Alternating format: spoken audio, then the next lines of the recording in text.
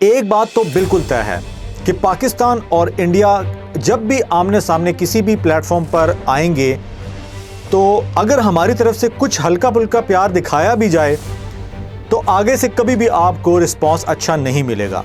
यानी इंडियंस जो हैं उनसे आप कभी भी ये तवक्को नहीं कर सकते कि वो पाकिस्तान का अच्छा सोच सकते हैं, ये तो तय हो चुका है। ये इसीलिए मुझे इतने हार्श वर्ड यूज़ करने पड़ रहे हैं क्योंकि अभी रिसेंटली आप सब जानते हैं कि कैसे चैंपियंस ट्रॉफी को लेकर इंडिया ने एक पूरा प्रोपेगेंडा किया, कैसे ये वाहिद मुल्क है जो ये चाहता है कि पाकिस्तान में कुछ भी अच्छा ना हो। और इसकी हमने मुंह बोलता सबूत कब देखा, जब सारी दुनिया पाकिस्तान आने के लिए तैयार है और ये वो टीम थी, ये इनके वो ओहदेदार थे कि जिन्होंने रोड़े अटकाए कि किसी तरीके से पाकिस्तान को होस्टिंग राइट्स जो है वो ना मिलें, और अगर मिल गए तो अब किसी तरीके से ये वापस ले लिया जाए। इस पे ये कोशिश की गई, भरपूर जोर लगाया गया, और हुआ आखिर में क्या, उनको मिला तो खैर ठेंगा ही, लेकिन उनका ज़्यादा से ज़्यादा बस यही चल सकता था कि अपनी गवर्नमेंट को आगे करके ये कह दिया जाए कि हम जी वहाँ जाने के लिए तैयार नहीं है। वो भी उन्होंने कर लिया। फिर आगे चलकर आपको पता है कि जब भी कोई बड़ा इवेंट होता है आईसीसी का तो तमाम टीम के जो कैप्टन्स होते हैं उनकी एक सिटिंग होती है, गेट टुगेदर हल्का सा होता है, फ़ोटो सेशंस होते हैं, प्रेस कॉन्फ्रेंस होती है। वो चीज़ जो है हमने हर बड़े इवेंट के अंदर देखी है।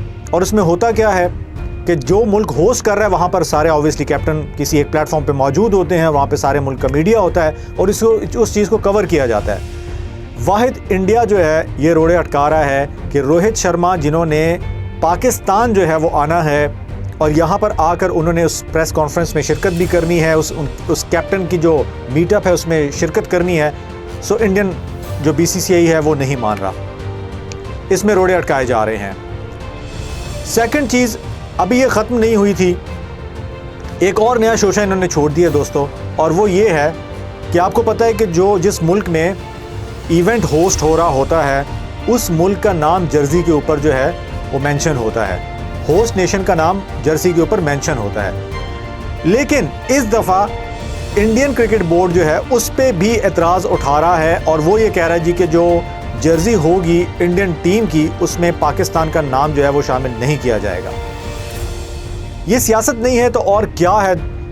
जो इंडियन जो आम आवाम है, मैं जितना भी क्रिटिसाइज़ कर लूँ, मैं आम आवाम को इससे थोड़ा सा साइड पे कर देता हूँ, क्योंकि आम आवाम जो है, जो जनता है, वो ये चाहती है कि पाकिस्तान और इंडिया जो है उनके मैचेस भी हों और वो अच्छे से रहें भी, अच्छे से खेलें भी।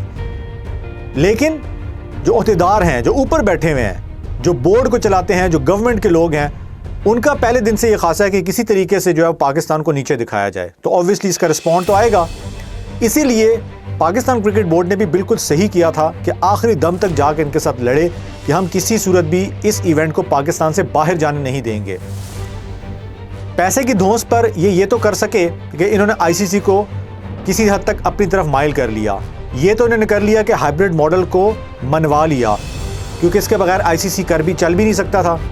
लेकिन पाकिस्तान ने अपना स्टांस बिल्कुल सही किया कि पाकिस्तान किसी सूरत इस इवेंट को बाहर नहीं जाने देगा।